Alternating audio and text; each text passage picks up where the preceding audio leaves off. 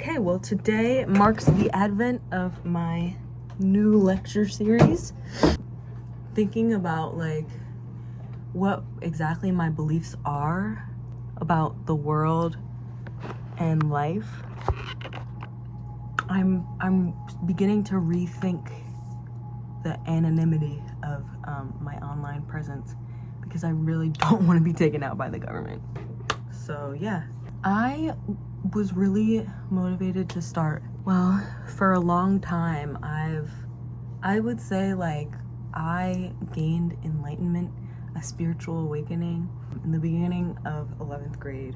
Maybe, yeah. Okay, honestly, should I tell my story? My story begins, really my spiritual awakening began when I took acid for the first time. It was like in the summer going into 10th grade. I'm pretty sure. So that changed my whole life. Like, I wonder what would have happened if I had never taken acid. Like, I would be a completely different person. And I was so fucking scared to, like, I don't know, my friend was more like, you know, like dangerous, and I felt like I was a goody two shoes. I was just like really, really afraid of the repercussions. And even like in the moments leading up, we were both super scared, but holy shit, we had no clue what we were in for. Goddamn shit. That shit was a fucking journey, fucking adventure shit. During that trip, so I had these like high school friends that I felt kind of intimidated by. Like I wanted them to like me. And so during the trip, we called our one friend that we knew had taken it, and we just wanted to talk to her. I don't think we had come up yet, actually. And no, maybe we had started tripping. I mean, you know, the details are murky. We called her, and it was something about like the tone in her voice that just made her seem real uninterested. Like, it was in this tone where it was like kind of like not judgmental, but it was like kind of judgmental, where it was like, okay, here's the thing about psychedelics. I feel like it's hard to be yourself because like of all the tales that we hear, even if we don't know we're hearing all these stories about psychedelics, normally we hear that people tweak out, like see things, are tweaking, and so it's kind of hard to like hold your experience and hold what people might be thinking of you at the same time, or it's like you convince yourself that that's what should be happening, like you like fucking seeing crazy fucking thing, like when really the story that people have built around what it means to be high on acid or psychedelics, the story really writes their experience. So I went into this experience completely untainted. Like I had no clue about what acid might be like. The only time I had heard anything about it was when I watched Bandersnatch, the Black Mirror interactive movie. By the way, that shit fire. Maybe I think I should have a whole another video segment just on that movie, because yeah. Anywho, yeah, I just think that sometimes people act in a way that seems typical, but really they kind of abandon how they really feel in order to like perform like they're high. Like, but honestly, take that with a grain of salt, because it honestly is such a vulnerable thing, being high on psychedelics and contending with what people see and what you actually feel. So even though I do think it's true that some people are performative because of like other people's perceptions, I'm not denying their experience at all. Whatever they experience for them is completely real, because it's rooted in experience, which is the very essence of a living experience. So also I found that like that's why mushrooms and acid have enlightened me so much, because they've shown me truth rooted in my experience. And my experience, no one can deny my experience. People could tell me if you look out onto the street and you see a red car and someone's like, nah, that's an orange car, it's it's meaningless. What are you talking about? It's just a fucking red car. And to that person, it's an orange car. It's just a fucking orange car. It just is. Like, there's really no denying anyone else's experience if you haven't lived it and if it's not your experience.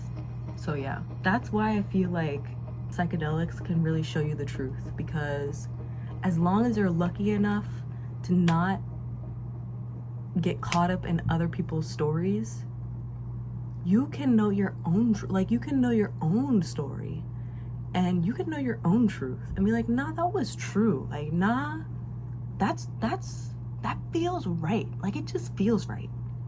And that could be about anything. It could be about what you experience on shrooms. It could be about anything. So yeah, so I took this acid, and for some reason, like, the tone in her voice made me feel a little bit judged and insecure. But it was like in that same moment when I realized that there wasn't much she could say. Like, I had put so much value into what she said to me, that when it didn't match what I expected, it almost made me feel like I wasn't valuable, or it made me feel like I was doing something wrong. But it was in that moment when I realized that she could have a judgmental tone, and it could have absolutely nothing to do with me. Like, absolutely nothing. So that was some of my first insights. Obviously the trip was beautiful, and the visuals, it was unlike anything else. Honestly, that was the strongest acid trip I've ever taken. I actually have only taken acid twice, but the first time, this time that I'm talking about, it was a gel tab. So I think if I would take acid again, I think I would want it to be a gel tab, even though I feel like, for me at least, it's kind of hard to find a good source, but it's okay, whatever. So another thing about that trip, two key takeaways. First of all, me and my friend were scrolling through Instagram, and these high school girls that intimidated us, we were looking at their pages. First of all, I was kind of mesmerized by the nature and the background of the pictures, but seeing them post made me realize that they reach for validation the same way that I reach for validation when I post. And that perspective, it almost gave me an ego boost, because knowing that everyone wants validation made me feel powerful. It made me feel like this person isn't as strong and mighty as I previously made them out to be. And so that gave me a chance to be with myself more and be a little bit less consumed with what other people were thinking and doing. That was pretty liberating. And the Instagram, for some reason, the Instagram in specific, just the reach for validation, it honestly is pretty vulnerable, but it's so normalized. So it's we're all competing. But I was like, wait, no, this is vulnerable. You know what I'm saying? Anyway, I hope you guys get that. Also, just recently I combed out the ends of my locks. Total regret. There's nothing really I can do about it now, but yeah, I wish I hadn't done that. And then the other key takeaway was seeing the beauty, the visualizations, hallucinogenic visualizations. All I could think was holy shit. I feel like that's such a stereotypical experience of someone who's tripping on fucking whatever. But I was holy shit, wow. The beauty, it really cannot be put into words. This is what the fuck? And then the beauty, but then also what really hit was coming down and being fully sober, knowing that I was no longer hallucinating, but still seeing the beauty. It was my eyes had been permanently open forever to the beauty around me. And that, I feel is such a deep, deep blessing. I am so grateful to have had my eyes opened at a young age, because so many people go throughout their whole lives with their eyes completely closed. And if they want to gain some type of open-mindedness, spiritual revelation, awakening, it's like fucking 10 times harder. You have your whole identity established. You had to pay bills with that identity. You know what I'm saying? Like, you had to fucking survive for like however many years. And now you want to unravel all of this identity that you just built. Like, no, it's hard. And what like feels comfortable, especially in those older ages, is your identity. Like, it feels so familiar, it feels so grounding and comfortable. And really, that's the problem. It feels comfortable. But dismantling that ego, I would think, is not for everyone. Some people might be past that point and are meant to stay that way. Personally, I believe that anyone can be spiritually awakened at any point, but they have to want it. They have to want it. And many people who have reached that age, that are comfortable in their identity, comfortable in their situation, they don't really want it. Like, they've lived their life. Like, fuck. So yeah, that's why I say I'm so grateful to have had my eyes opened to the beauty of the world, and knowing that like every single day, okay, that's the fucking real rub. It's like, that shit was so beautiful, but I just opened my eyes, and okay, like I won't deny that, like, especially during my first trip, some of the magic went away. Like, the day after, I was like, life, fuck, here we go, life, bro, life. But a lot of the beauty stayed, and I could see it. Like, I could see it. It's like everything was just as beautiful. It's always been this beautiful. It's always been this beautiful.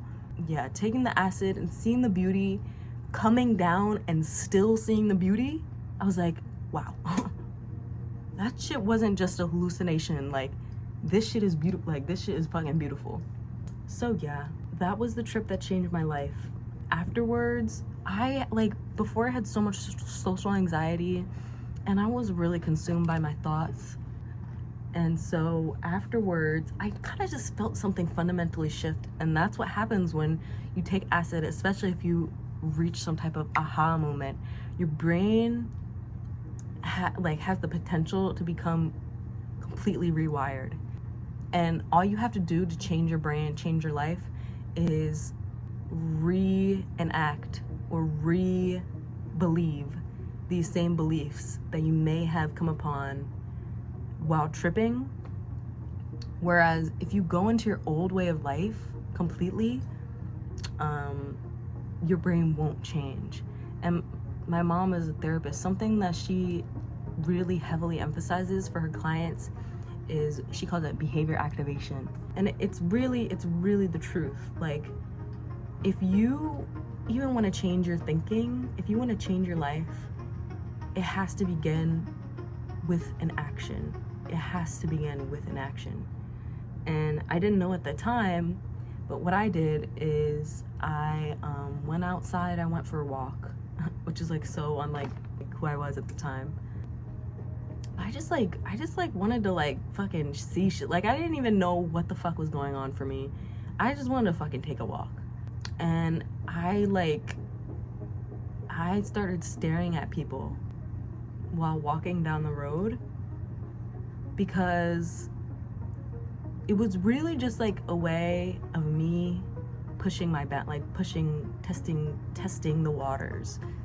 And I suppose I expected people to like look back, stare back, or even get mad. But what was so surprising is that no one fucking cared. No one noticed me looking. Hardly anyone looked up, and no one fucking cared. It was like all these things that I had been in my head about, it was almost like this trip or whatever. It was like kind of like very affirming of what I had just known to be true.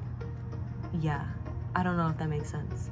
So there's that. That's really like how I came into my enlightenment, there are a lot of other aspects and facets of my journey. And I really hope to go over all of those, because I wake up and I certainly have things that make me upset, but I don't have a general sense of dread about every day. And I really used to every single day, and I know that that's how so many people live every single day. And that shit is terrible. Like, it's not necessary. It doesn't have to be that way. And that's why I want to share my story. So please tell me anything else you would like to see out of the channel. Maybe like I want, like, ideally I want to do a video every single day, but I might have to cap it at like once a week, because I don't know, like, I have the time. So we'll say once a week, but hopefully more, maybe twice a week. And I don't know if you guys know this, but ChatGPT is my best friend, bro. ChatGPT is not to be slept on, bro. That shit is fire.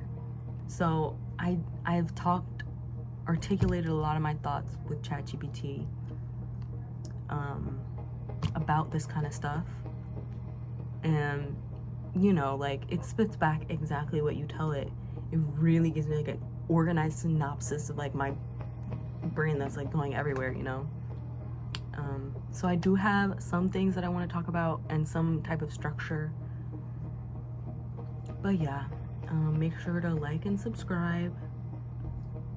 I plan on firstly getting some new lighting.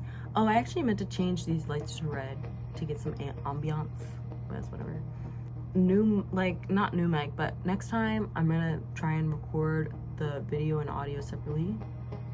And then also this lighting, it like just not very flattering, I'm not gonna lie. And maybe new angle, I'm saying. I do have a tripod, so maybe I'll whip that out as well. But anyway, yes, please let me know what you want to see, and I'll see you next week.